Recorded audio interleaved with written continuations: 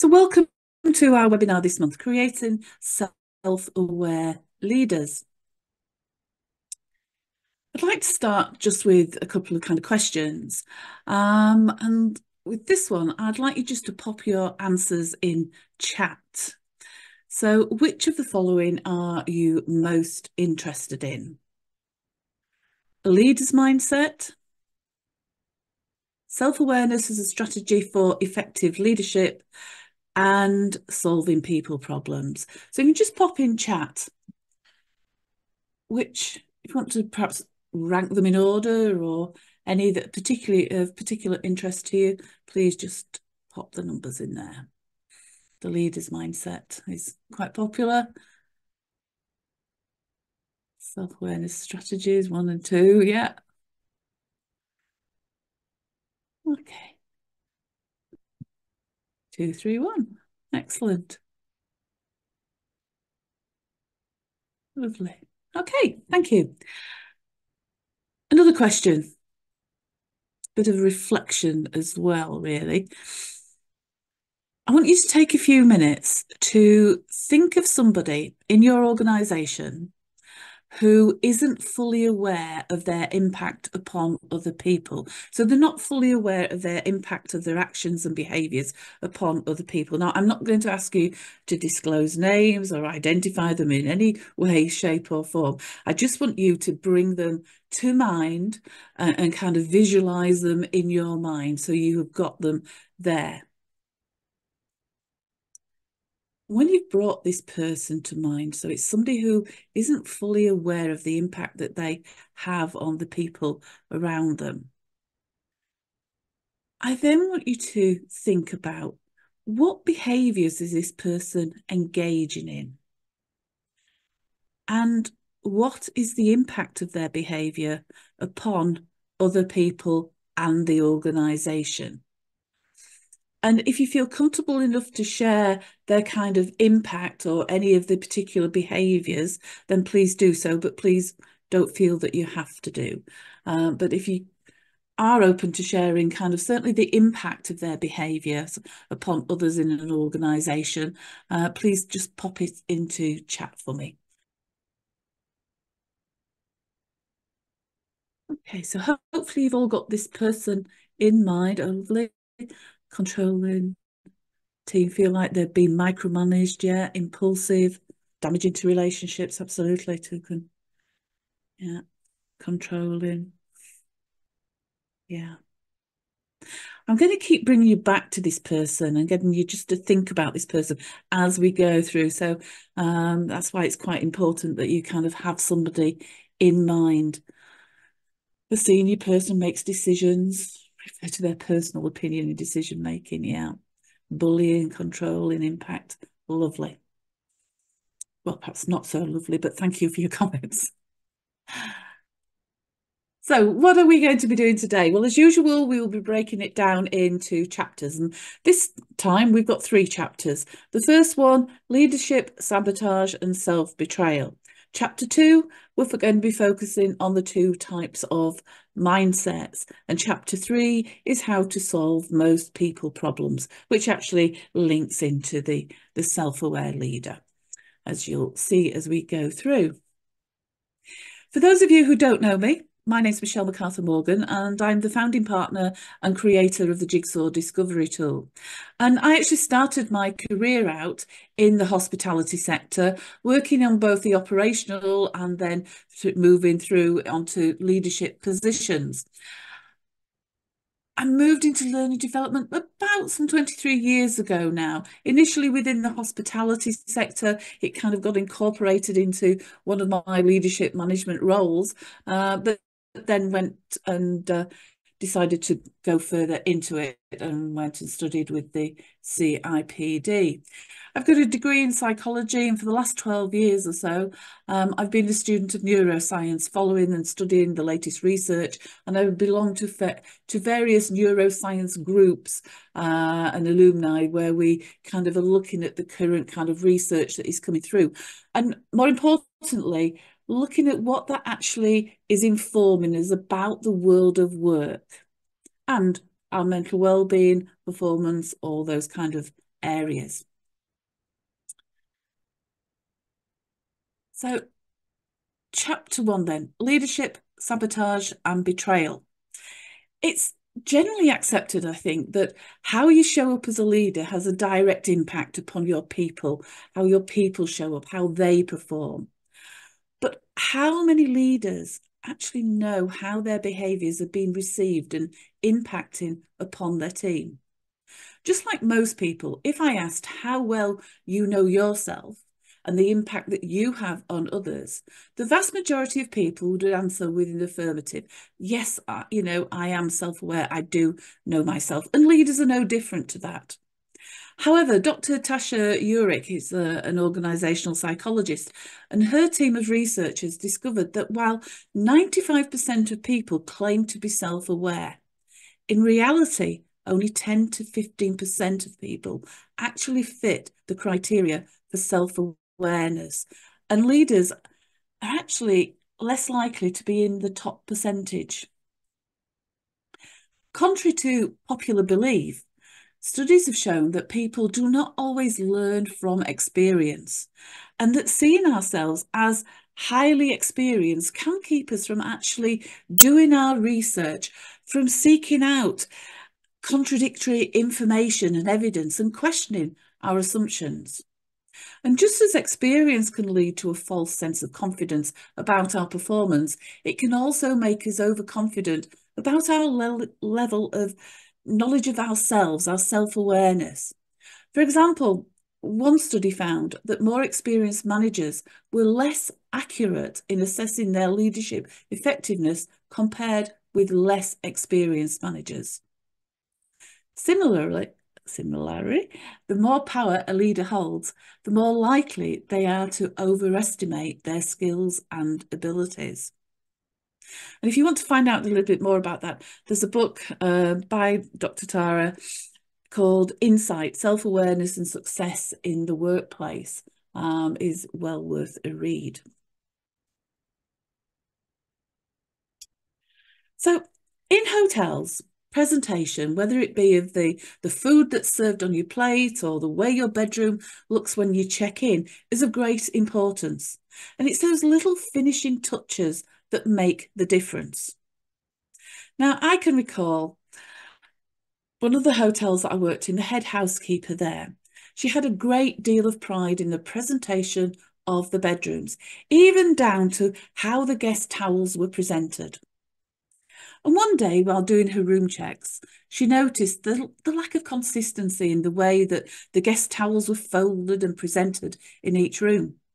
So at the staff briefing, a team briefing the next morning, she told the room attendants that she wasn't overly happy and that she wanted to see an immediate kind of improvement, reminding them that the towels must be folded 3 times and placed on the corner of the bed. Later that day, she went round and she did her usual bedroom inspections, and she noticed, yes, all the towels were folded 3 times, and they were all placed on a corner of the bed. And whilst there was no denying towels were folded 3 times, but they had all been folded in different ways. And as for the corner of the bed, the standard was that they should be placed on the bottom corner nearest the door. But on her inspection, the towels had been placed on any corner of the bed. As she continued on her inspection, she found herself getting more and more frustrated by the team's incompetency and inability to do as she had told them quite clearly to do that morning at the briefing. And so the next morning, she raised the subject again and mentioned some of the other things she had noticed in the rooms that could also be presented better.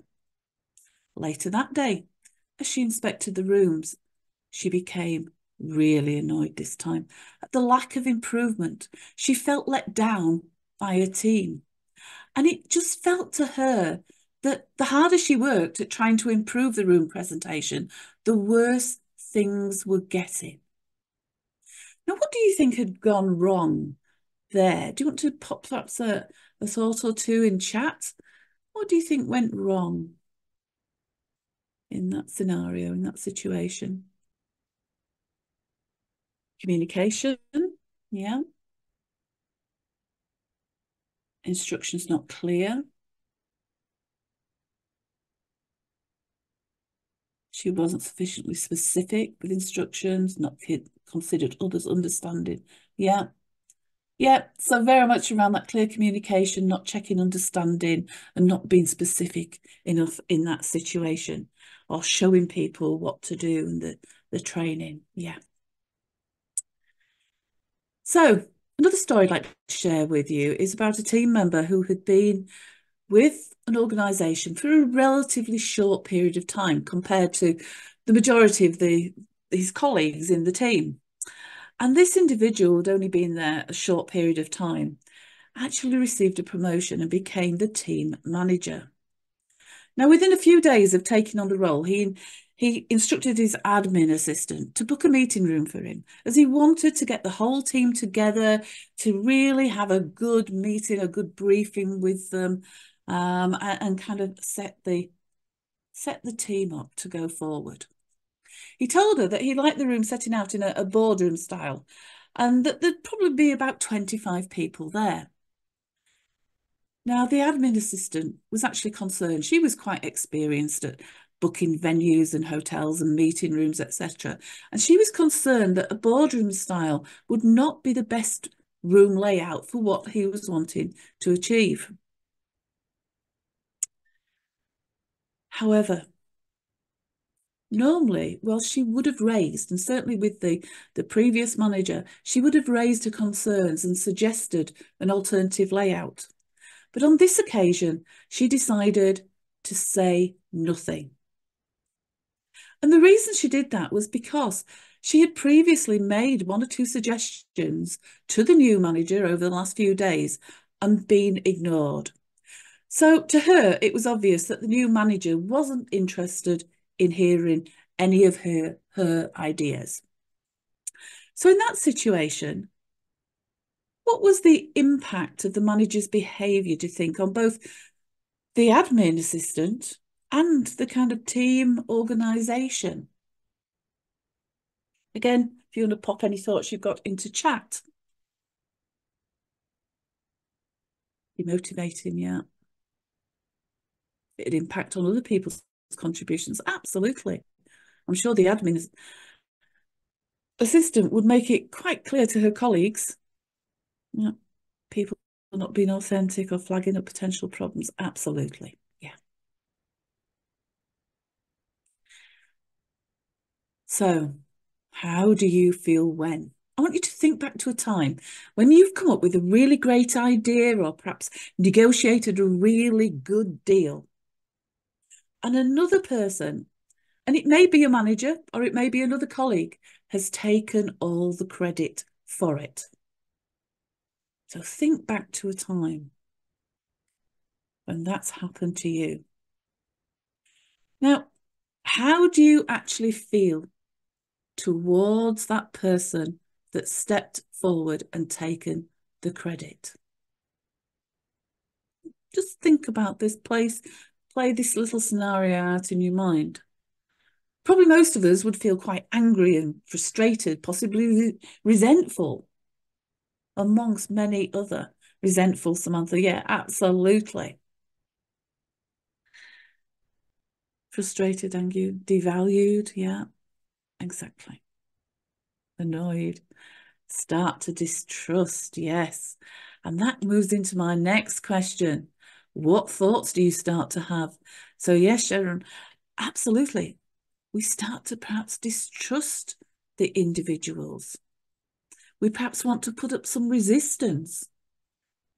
We're not going to make things easy for them in the future. We're perhaps going to keep our ideas to ourselves in the future. We perhaps start to feel that it's not fair. We're going to get our own back on them. And how do we start to think about that individual? Well, we perhaps see them as cheats, bullies, untrustworthy, two-faced. They don't have ideas of their own, so they have to steal yours. They're shallow. They don't care about the contribution of others. Other people don't count. And lastly, how do you start to feel about yourself? in those kind of situations, how do we start to feel about ourselves? We perhaps feel a little bit of the victim. You're the one that has all the good ideas. You're the one that does all the research and the hard work, or all the negotiation, putting the hard work in. It's not fair. You know, you're a very fair, open, honest person. You would always acknowledge other people's input. And in these types of situations, what research has found is that we start to inflate our own view of ourselves, our skills, our experience, our knowledge, the way we behave. And whilst we're inflating our perspective of it, at the same time, we're inflating the faults of the other person. They never have any original ideas. They always take the praise. Now, those are generalisms. Is that kind of correct? We also start to place the blame on others and justify our own actions and behaviours.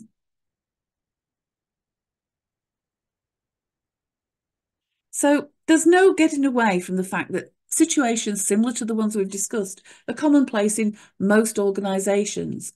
And whilst the situations in your organisation may appear a little different on the surface, if you dig a little deeper, you'll find many similarities to the ones we've talked about today. But why are they so common? That's the question. Now, if you've attended our webinars before, you'll have probably heard me speak about the workings of the brain, and more specifically about our neural circuitry and how it's formed and develops. In short, where we place our focus and what we give our attention to strengthens the neural circuitry involved. The stronger the neural circuitry is in the brain, the more energy efficient it becomes. And one of the key principles of the brain is to reserve energy. The brain will always default to the most efficient, energy-efficient neural pathway. Now, leaders tend to spend a disproportionate amount of time focusing on achieving the result, developing strategies. They tend to be very kind of task-focused, meaning that leaders actually find it more difficult to focus on the people aspects of the role, and they'll naturally gravitate towards focusing on achieving the result, because that is the neural pathway that is most energy efficient. There is a further reason as well: betrayal, or more specifically, according to Arbinger Institute, self-betrayal, something which we all do, not just leaders, but we all do this. And self-betrayal is described as by the Arbinger Institute as it occurs when we know what we should do in a given situation, but for whatever reason, we choose to do something different. And in doing so, we betray our personal values, beliefs, and objectives.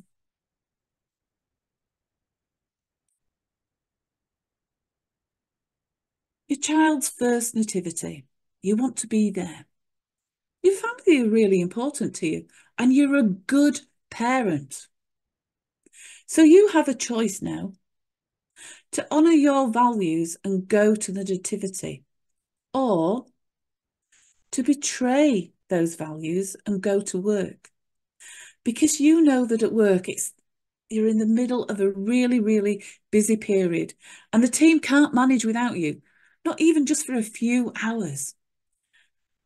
So you go to work, making various excuses to your family as to why you need to be at work.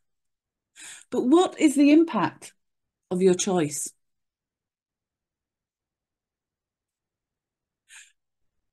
This is a typical situation where we can be left with that feeling of betrayal or self-betrayal. We start to see ourselves as the victim.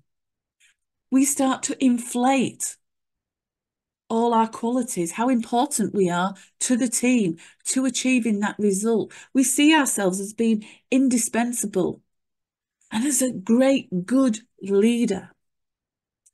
And then we start to blame the job, the organisation, our team members. If only they were more capable. If only I didn't have to be there. And that in turn leads to us starting to see team members differently. We now start to think of them and see them as being incompetent or perhaps lacking commitment. So you'll recall a moment or two ago, I said that we inflate our own virtues and inflate others' faults in these types of situations when we've betrayed our values or our sense of what we believe to be the right thing that we should be doing. And self-betrayal is not just for leaders. Many people are failing to do the things they feel they should do for their co-workers. And they justify their own actions by blaming the behaviours of others. Think back to the new manager and the admin assistant. She felt justified in not speaking out about that room layout by blaming the manager. He wasn't interested in her ideas. The housekeeper blamed her team for the room presentation not being up to standard. And so they rebelled and they justified their actions of only doing exactly what they were told to do. Does that mean that as leaders, managers, we can't point out when things are not right, when improvement is needed? No, of course it doesn't. It's not what is said, but it's the way that we say it. If our non-verbal communication is not aligned to what we're saying, then actually what impression are we giving out? Does the person feel that you are giving feedback with good intent, with their interest in mind? Or is the manager just doing it with their own interest uppermost in their mind?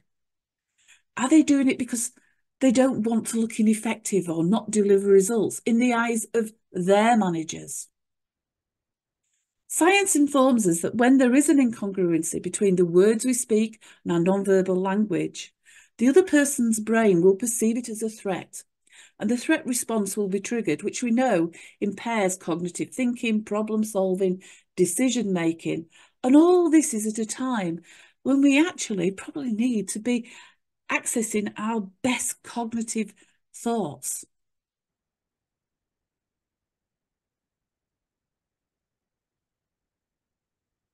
So now moving on to look at the two types of mindsets. It's widely accepted that behaviour drives results. Therefore, the collective behaviours of an organisation produce the current level of results that have been achieved, as we can see here. But the question is, and again, answers in chat, any thoughts you have, what drives behaviour? What sits under behaviour? What is driving behaviour? Any thoughts in chat?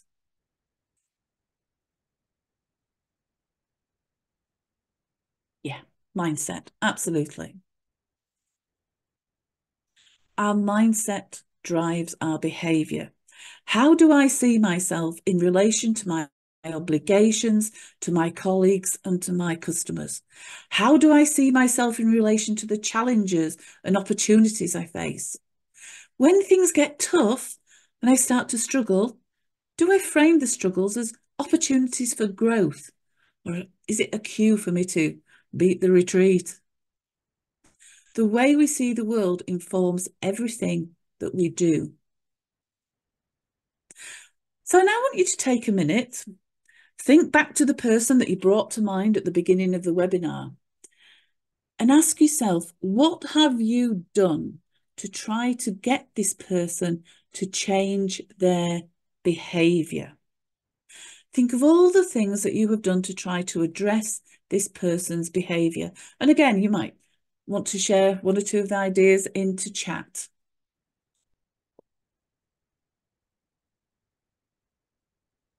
Yeah, constructive feedback, feedback in the moment. Leadership training, one-to-one coaching, 360 reviews, yeah.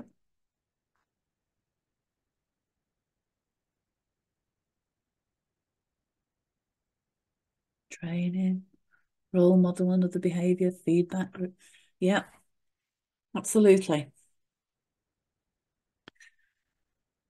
So some of the common strategies that are employed, and you've covered them there, a lot of them.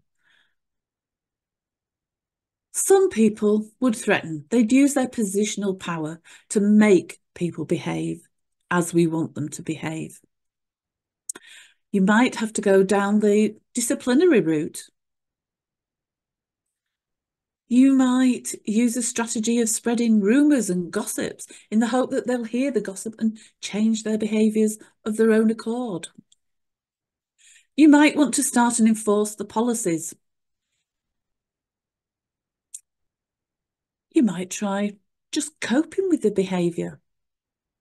But in honesty, that's just another way of blaming them for justifying your reaction, your response, and your behaviours. You might try a different communication strategy, be less direct, be more subtle, etc. You might change your own behaviour towards them. You might send them on training courses, skill development programs. Now, again, what research into this has found is that if all we're doing is trying to change the behaviour of others to improve results, it's most likely it will fail. Why don't some of the most used approaches make lasting positive changes? What is it that actually differentiates between your intervention making lasting positive changes and not? The answer, mindset. Because behaviour is driven by mindset. So what we need to do is dig deeper than the behaviour. And we need to focus on the mindset. All of the behaviours mentioned can be driven by either of the two mindsets. But the results will be achieved will be very different depending on which mindset you were in at the time of perhaps giving that feedback. Well, let's take a quick look at the two different types of mindset. The first one, inward focus mindset. It's all about me. Now, the Arbringer Institute refer to it as being in the box. It's all about me. It's about my goals, my priorities. Other people don't matter. We see other people as a means to an end. And I'm sure as we kind of read through this and talk about it, you'll start to identify people that you perhaps work with at the moment or have worked with in the past. And you can really actually identify these people and this mindset that they're in. Other people are irrelevant in an inward focused world unless they've got a purpose to me.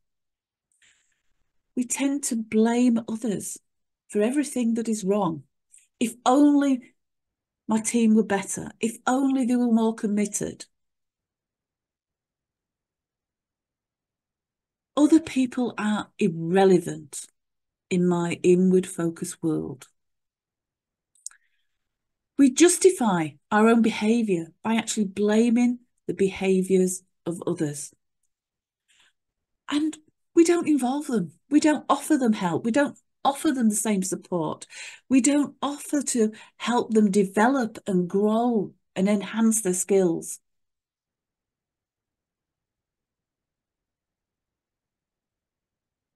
The outward focused mindset, though, it's focused on we. It's all about the balance between what we need to achieve collectively. It takes into account not only my needs and priorities, but also the needs and priorities of other people, of my colleagues, of my customers, of my managers, perhaps.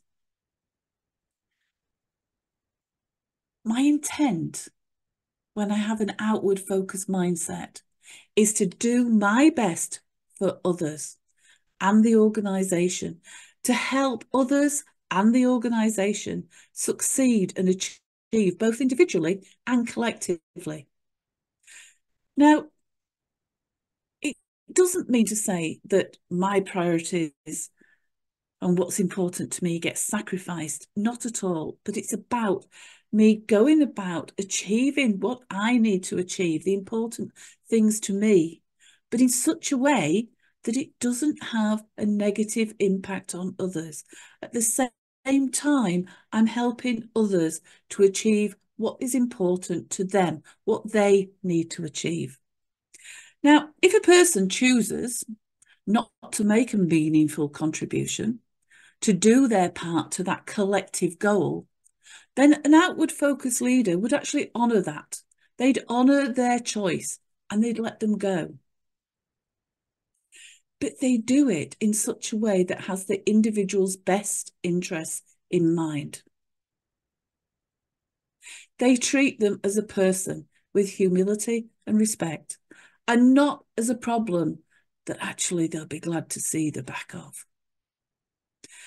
So just take a moment now to think about the person that you brought to mind at the beginning of the webinar.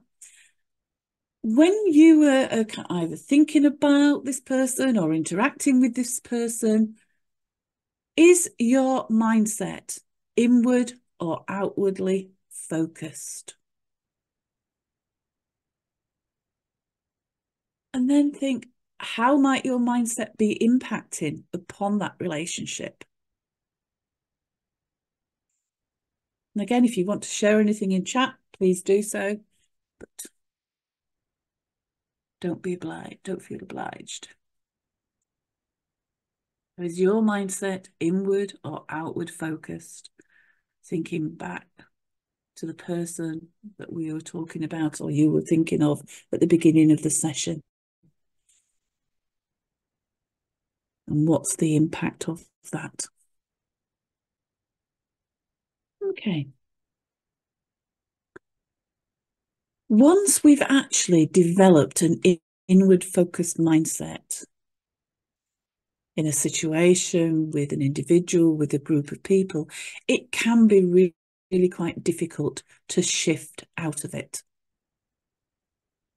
And we will be looking at how we can do that shift in our last chapter. One question those people sometimes ask is it possible to have inward focus with one person or a group of people and an outward focus with others? And yes, it is.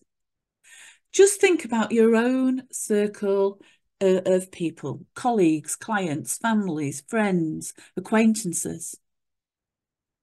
And no doubt there will be some people that you can straight away recognise that you have an inward focus when interacting and dealing with that individual. And there'll be others that you have an outward focus with. And you can literally flip from one to the other as you interact with different people.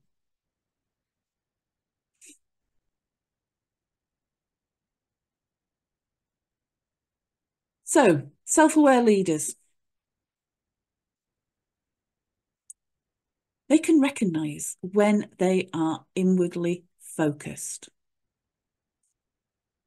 And they acknowledge that whilst they are inwardly focused, they're betraying their values and objectives to do the best for others and the organisation and to help other people and the organisation succeed and achieve what they need to do, both individually and collectively.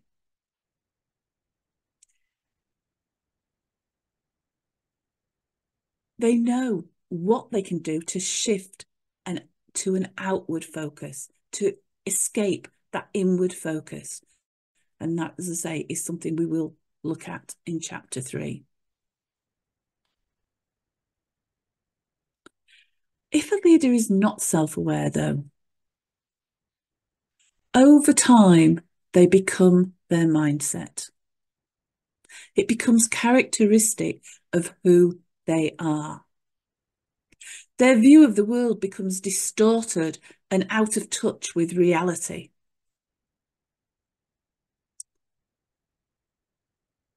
And remember, behaviour is contagious, and an inward focused mindset will trigger an inward focused mindset in others, just like the housekeeper did with her team. She created a bad feeling, demotivated and disengaged her team because she had moved into an inward focused mindset. She was blaming her team. So her team's response to that was to move into an inward focused mindset themselves. And they didn't think she was being fair. They were blaming her for not giving them detailed enough instructions, not giving them sufficient training. And so they were just starting to go through the motions. I've been told to fold the towels 3 times. I will fold them 3 times. Been told to put them on the corner of the bed. I will put them on a corner of the bed. They were going through the motions, doing what they had to do, literally to the letter of what they've been told. So then the housekeeper felt even more justified in her actions. And so people problems start to spiral. Okay, there was one question came in. What does let people go, not objects, mean? It means as we are having that conversation with an individual, with a team member that it's not working out with, and we're coming to the end of the road with them, then it's about treating them as a human being, seeing them as a person with feelings rather than just an object, rather than just somebody who is a means to an end. If it's not Fred, well, I'll just replace Fred with somebody else, another Fred. Somebody who will produce that means to an end. So, chapter 3, how to solve most people problems. So the first question I'm going to ask you, and this will bring everything together now for you. What are some of the most common people problems that you see in organisations? Just pop some ideas in chat for me, please. Lack of motivation, people being unclear and role, not being held accountable, disengaged, absence. Yeah. Lack of teamwork, absolutely. Poor team dynamics, yeah. Lack of communication. Resources, blame, yeah. Absolutely. Personality clashes, yeah. When people join an organisation, they're usually excited. Think back to when you joined your organisation. You'd been told you'd got the job. And usually at that point, we're excited and we want to do our best for our colleagues, for our team members, for the organisation. So we're actually very much in that outward focus. And that applies to most people starting a new role. Now, fast forward 12 months. And if we go back and ask those same people 12 months later, you may be surprised how many people are now in an inward focus mindset. And according to research, the Harbinger Institute, people shift when they betray their values and their objectives. When they choose to do something which is not aligned to their objective of doing their best and supporting others and the organisation to achieve. As I mentioned earlier, most people in organisations do things that they know are not aligned to them doing their best. So it might be that they keep information to themselves. They don't feel like doing a job, so they delay doing it, even though they know that actually another colleague is waiting for that task to be completed so they can get on. So what we're doing is we're betraying ourselves. And that gives us this distorted kind of view of the world. And this is when people problems start to arise. People problems arise because people have betrayed their values and their objectives to do the best, to help and support their colleagues so that everybody achieves, the organisation achieves. So if we want to solve people problems, then in actual fact, what we need to have is higher levels of self-awareness so that we can be aware when we're in that inward focused mindset, and we can do something about that and move towards an outward focused mindset. So how do we do it? Self-aware leaders ask themselves 2 questions. How do I shift my mindset? And more importantly, how do I maintain an outward focused mindset? Self-reflection, good place to start. Not asking why questions though, but asking what questions. What situations do I find myself shifting to that inward focused mindset? What is the impact upon others when I have an inward focused mindset? What is the impact upon their achievements, upon my achievements, upon the organisational achievements? Identify those biases that you have and the impact that those biases may be having upon your mindset. Is it, certain groups of people? Are the biases getting in the way and stopping you from actually maintaining, keeping you in that inward focus mindset? Then be curious. Be curious about your colleagues' hopes, their needs, their challenges. Spend time getting to know more about them. Be empathetic towards them. Ask, how have you helped, or indeed hindered even, them in what they are striving to achieve, what they need to achieve? What are the little things that you do that either helps or hinders them? Now, being curious and finding out about people is very, very helpful, because the more we know about a person, the harder it is to objectify them. We find it much more difficult to just see them as an object, a resource, because we know the person behind that. I was working with a group of managers a while back now, and they were doing an activity. Each manager was given some resources, and when the activity began, I actually noticed that a few of the managers didn't look at their resources.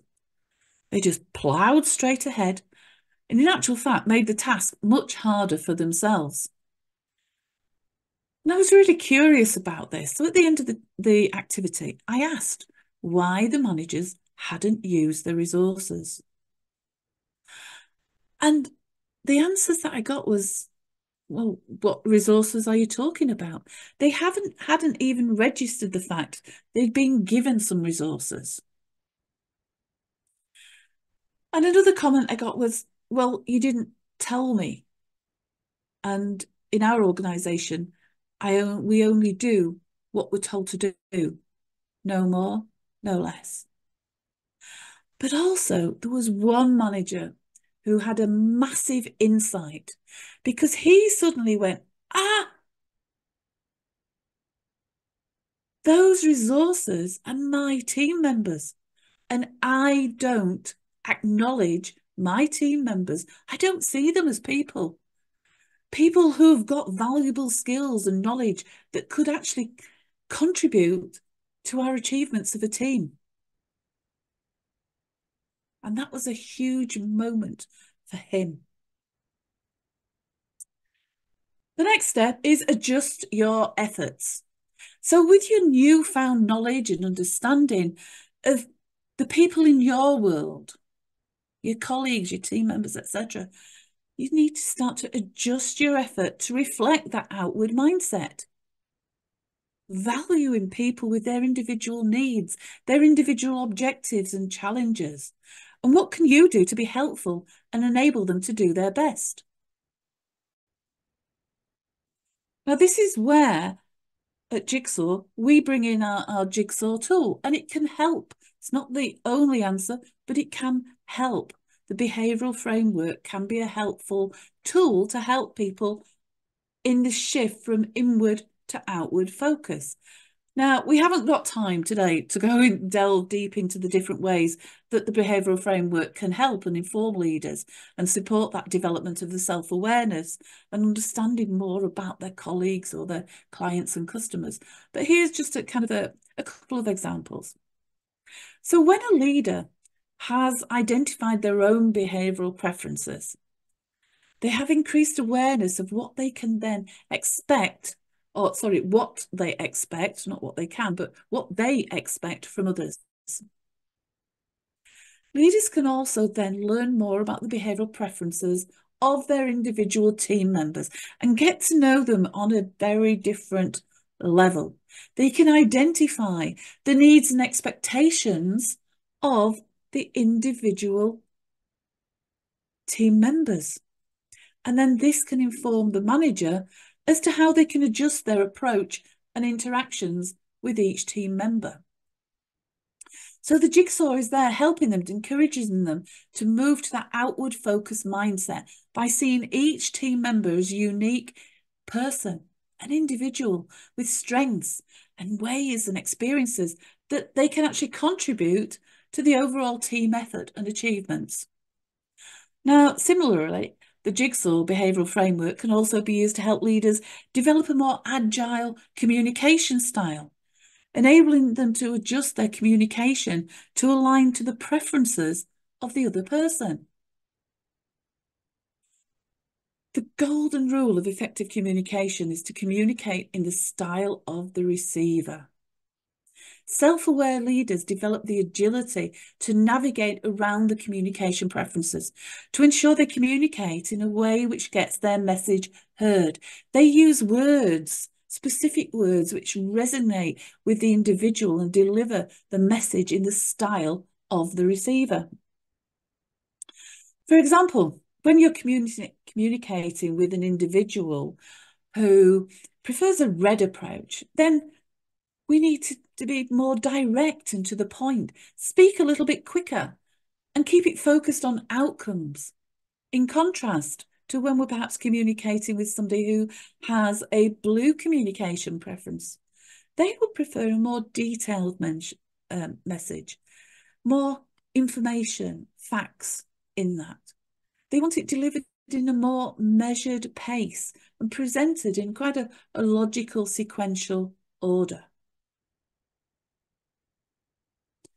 So Jigsaw can help you adjust your efforts.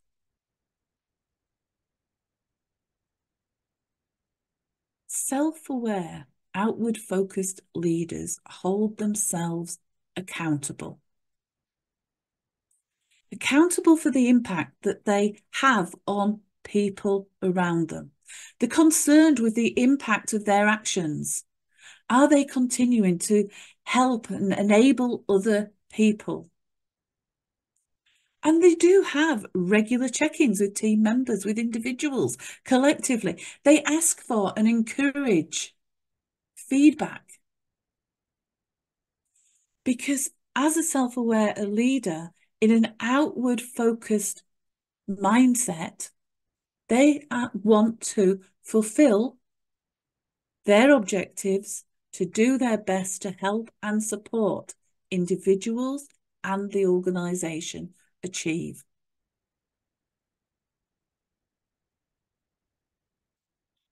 So, getting started then. Remember, self-betrayal leads to inward-focused mindset. When you have an inward-focused mindset, you don't focus on results. You focus on justifying your actions and your behaviours. You're blaming people. Your influence and success will depend upon being in that outward focused mindset. And you shift your mindset by seeing people as people, not objects. So don't try to be perfect, try to be better. We all, no matter how practiced you are, how self-aware you are, we all still do visit our inward focus from time to time. Don't deny when you've been inwardly focused, but do apologise to the people that you have impacted upon. Don't concern yourself and worry about whether other people are helping you. Focus on whether you are helping other people. Remember, behaviour is contagious. Mindsets are contagious. And lastly, practice daily. Have an intentional kind of practice for about 5 minutes every day. Now, you can do this at work or outside work. For example, you could practice when you next go to McDonald's. Ask yourself, what would it be like for the person who has to clear up after me? And then, what one thing could I do to make it easier for them? So it could be that I do remember to clear up all my rubbish.